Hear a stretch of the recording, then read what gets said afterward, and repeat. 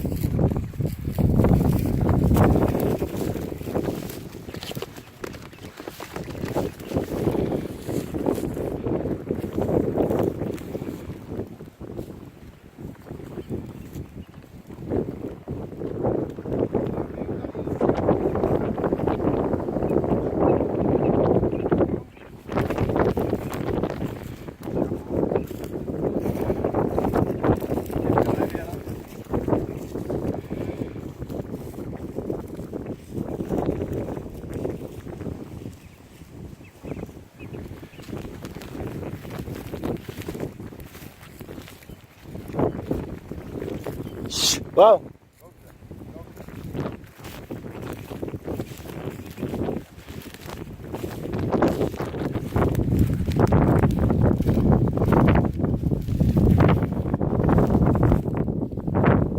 Bu kuşlarla birlikte bu sezonda bu bölgede kendi çevremiz tanıdık olduğu için bıldırcın avını bu sezon yapmayacağız.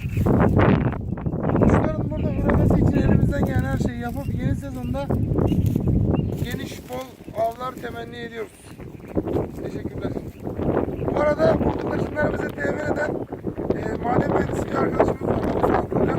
Olmazsa Malya'dan gelen. Ona çok teşekkür ediyorum. Başkanım bir şeyler söylemek ister misin? Bütün derneklere böyle faaliyetlerde bulunması için elinden gelen katkılarını ve onların yapacağı katkıları da bekliyoruz. Herkese selam.